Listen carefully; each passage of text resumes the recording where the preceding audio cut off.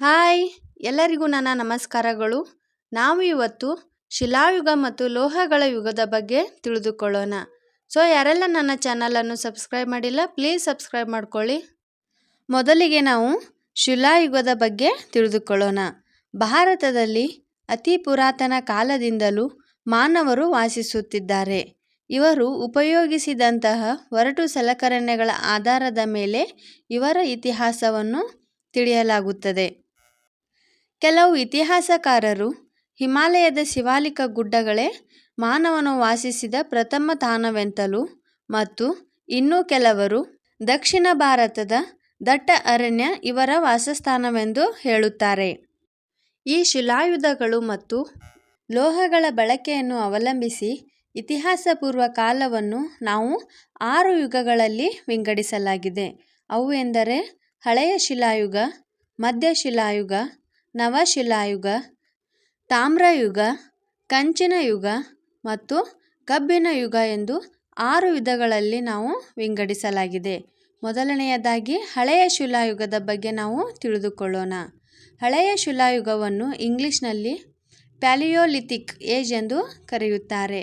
ಈ ಪ್ಯಾಲಿಯೋಲಿಥಿಕ್ ಎಂಬ ಪದವು ಗ್ರೀಕ್ ಪದಗಳಾದ ಪ್ಯಾಲಿಯೋ ಅಂದರೆ ಹಳೆಯ, ಲಿಥಿಕ್ ಎಂದರೆ ಶಿಲೆಗಳಿಂದ ಬಂದಿದೆ.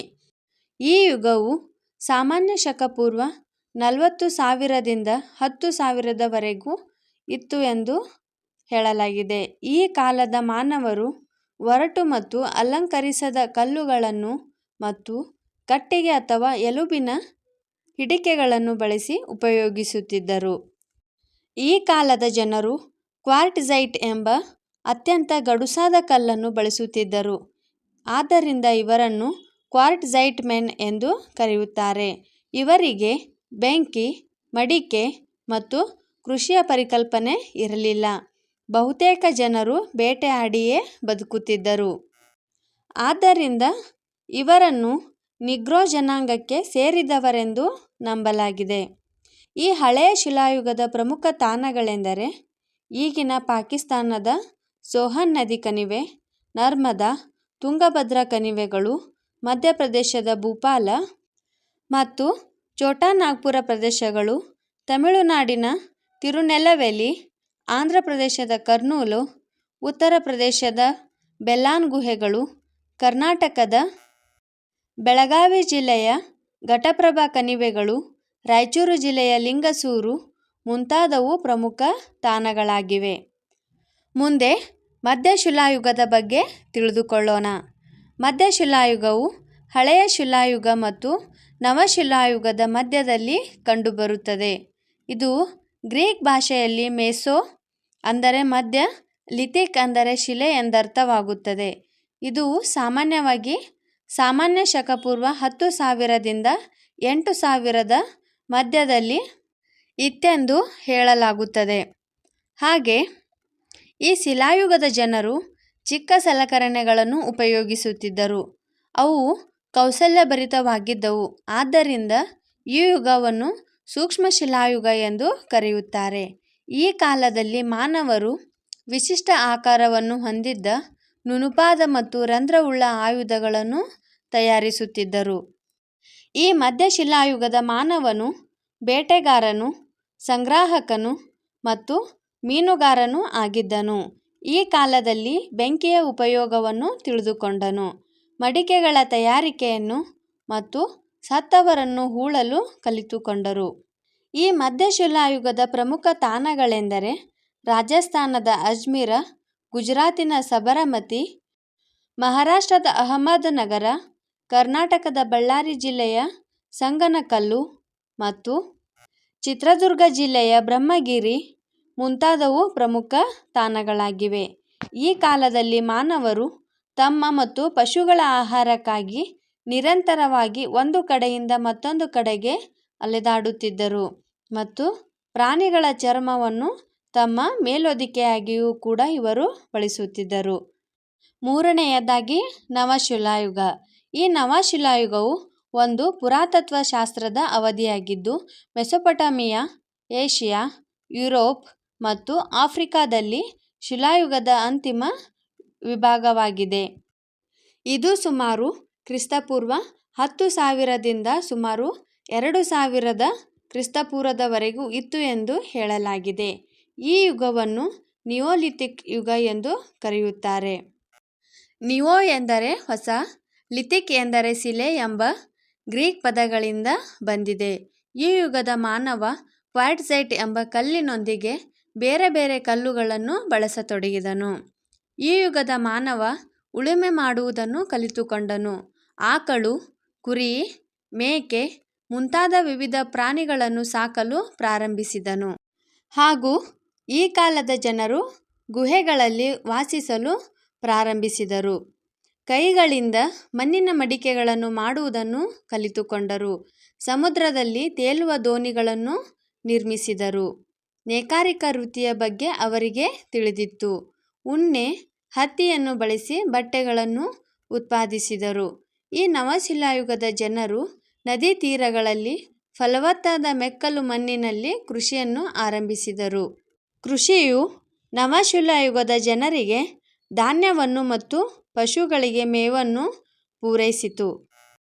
ಹೀಗೆ ಕೃಷಿಯು ಸಂಸ್ಕೃತಿ ಮತ್ತು ನಾಗರಿಕತೆಗಳ ಉದಯಕ್ಕೆ ಮೊದಲ ಹೆಜ್ಜೆಯಾಯಿತು. ಭಾರತದ ಉಪಖಂಡದಲ್ಲಿ ಕೃಷಿ ಆರಂಭಿಕ ಕುರುಹುಗಳು ಪಾಕಿಸ್ತಾನದ ಮೆಹರ್‌ಗಢ್ ನೆಲೆಯಲ್ಲಿ ಕಂಡುಬಂದಿದೆ. ಈ ಕಾಲದ ಮಾನವರಿಗೆ ಆಭರಣಗಳ ಪರಿಚಯವೂ ಕೂಡ ಇತ್ತು. ಇವರು ಉಂಗುರ, ಬಳೆಗಳು, ತೋಳ್ಬಂದಿಗಳು, ಮಣಿಗಳು ಮುಂತಾದ ಆಭರಣಗಳನ್ನು ಕೂಡ ಇವರು ಬಳಸುತ್ತಿದ್ದರು.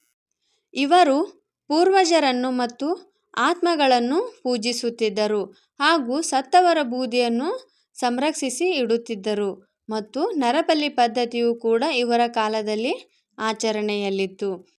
ಈ ನವಶಿಲಾಯುಗದ ಪ್ರಮುಖ ತಾಣಗಳೆಂದರೆ ಕರ್ನಾಟಕದ ಮಸ್ಕಿ, ರಾಯಚೂರಿನ ದೋಅಬ್, ಬಳ್ಳಾರಿ ಮತ್ತು ಕಾವೇರಿ ನದಿ ಕಣಿವೆ ಪ್ರದೇಶಗಳು, ತಮಿಳುನಾಡಿನ ತಿರುನಲ್ಲವೆಲ ಮತ್ತು ಸೇಲಂ, ಆಂಧ್ರಪ್ರದೇಶದ ಕರ್ನೂಲು ಮತ್ತು ಹೈದರಾಬಾದ್ ಹಾಗೂ ಗುಜರಾತಿನ ಖಾತೆವಾಡ, ಪಾಕಿಸ್ತಾನದ ಸಿಂಧ್ ಮತ್ತು ಬಲೂಚಿಸ್ತಾನ್ ಮುಂತಾದ ಕಡೆಗಳಲ್ಲಿ ನವಶಿಲಾಯುಗದ ತಾಣಗಳು ದೊರೆತಿವೆ. ಮುಂದೆ ಲೋಹಗಳ ಯುಗದ ಬಗ್ಗೆ ತಿಳಿದುಕೊಳ್ಳೋಣ.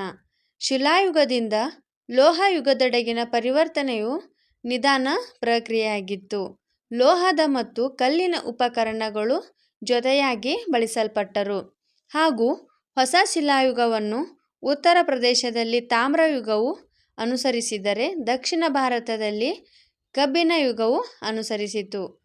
ಈ ಲೋಹಯುಗವನ್ನು ತಾಮ್ರಯುಗ, ಕಂಚಿನ ಯುಗ ಮತ್ತು ಕಬ್ಬಿಣ ಯುಗ ಎಂದು ವಿಂಗಡಿಸಲಾಗಿದೆ.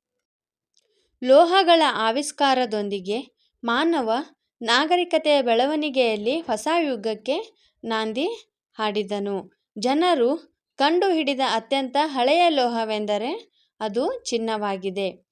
ಭಾರತದಲ್ಲಿ ಚಿನ್ನವನ್ನು ಮೊದಲು ದಕ್ಷಿಣ ಭಾರತ ಮತ್ತು ಈಜಿಪ್ಟ್‌ನಲ್ಲಿ ಕಂಡುಹಿಡಿಯಲಾಯಿತು. ಚಿನ್ನದ ನಂತರ ಬಳಕೆಗೆ ಬಂದ ಲೋಹವೇ ತಾಮ್ರಲೋಹವಾಗಿದೆ. ಮುಂದೆ ನಾವು ತಾಮ್ರಲೋಹದ ಬಗ್ಗೆ ತಿಳಿದುಕೊಳ್ಳೋಣ. ತಾಮ್ರದ ಅನ್ವೇಷಣೆಯ ನಂತರ ನಾಗರಿಕತೆಯಲ್ಲಿ ಕ್ರಾಂತಿಕಾರಿ ಬದಲಾವಣೆ ತರುವುದರೊಂದಿಗೆ ಹೊಸ ಯುಗವೊಂದರ ಉದಯವಾಯಿತು. ಮಾನವನ ಜೀವನಕ್ಕೆ ಅಗತ್ಯವಾದ ಉಪಕರಣಗಳಾದ ಬರ್ಜಿ, ಕೊಡಲಿ, ಬಲ್ಲೆ ಮುಂತಾದವುಗಳನ್ನು ತಯಾರಿಸಲು ತಾಮ್ರವನ್ನು ಬಳಸತೊಡಗಿದನು. ಈ ಉಪಕರಣಗಳನ್ನು ಕೃಷಿ, ಮೀನುಗಾರಿಕೆ, ಯುದ್ಧ ಮತ್ತು ಬೇಟೆಯಾಡಲು ಬಳಸುತ್ತಿದ್ದರು. ತಾಮ್ರಯುಗವನ್ನು ಹರಪ್ಪ ನಾಗರಿಕತೆಯೊಂದಿಗೆಯೂ ಕೂಡ ಸಂಬಂಧವನ್ನು ಹೊಂದಿದೆ. 5ನೇಯದಾಗಿ ಕಂಚಿನ ಯುಗ. ಮುಂದೆ ತಾಮ್ರಕ್ಕೆ ತವರನ್ನು ಸೇರಿಸಿ ಕಂಚು ಉತ್ಪಾದಿಸುವುದನ್ನು ಕಲಿತುಕೊಂಡರು. ಕಂಚು ತಾಮ್ರಕ್ಕಿಂತ ಗಡುಸಾದ ಒಂದು ಮಿಶ್ರಲೋಹವಾಗಿದೆ.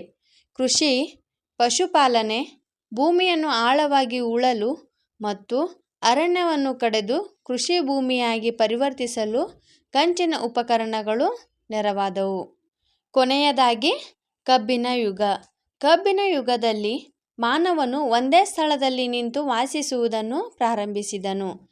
ದಕ್ಷಿಣ ಭಾರತದಲ್ಲಿ ಕಬ್ಬಿಣ ಯುಗವು ಹೆಚ್ಚು ವ್ಯಾಪಕವಾಗಿ ಹರಡಿತು. ಈ ಕಬ್ಬಿಣದ ಆಯುಧ ಮತ್ತು ಸಲಕರಣೆಗಳು ಕೃಷಿ ಹಾಗೂ ಕರಕುಶಲ ಉತ್ಪಾದನೆಯಲ್ಲಿ ನೆರವಾದವು. ಈ ಯುಗವನ್ನು ನಾವು ಬೃಹತ್ ಶಿಲಾಯುಗ ಎಂದು ಕರೆಯುತ್ತೇವೆ. ಈ ಕಬ್ಬಿಣ ಯುಗದ ಪ್ರಮುಖ ತಾಣಗಳು ಎಂದರೆ ಕರ್ನಾಟಕದ ಬನಹಳ್ಳಿ, ಬ್ರಹ್ಮಗಿರಿ, ಟಿ. ನರಸೀಪುರ, ಹಳ್ಳೂರು, ಸಾವಣದುರ್ಗ, ಹುತ್ರಿದುರ್ಗ, ಪಾಂಡವರದಿನ್ನೆ ಹಾಗೂ ತಮಿಳುನಾಡಿನ ಪೆರಂಬದೂರು ಮತ್ತು ಪಾಕಿಸ್ತಾನದ ಪೇಶಾವರ ಮುಂತಾದವು ಕಬ್ಬಿಣದ ಶಿಲಾಯುಗದ ಪ್ರಮುಖ ತಾಣಗಳಾಗಿವೆ. ಹೀಗೆ ನಾವು ಇವತ್ತು ಶಿಲಾಯುಗ ಮತ್ತು ಲೋಹಗಳ ಯುಗಗಳ ಬಗ್ಗೆ ತಿಳಿದುಕೊಂಡೆವು. ಹೀಗೆ ಇನ್ನೂ ಹೆಚ್ಚಿನ ವಿಡಿಯೋಗಳಿಗಾಗಿ ದಯವಿಟ್ಟು ನನ್ನ ಚಾನಲನ್ನು ಸಬ್ಸ್ಕ್ರೈಬ್ ಮಾಡಿ, ಲೈಕ್ ಮಾಡಿ ಹಾಗೆ ಫಾಲೋ ಮಾಡಿ.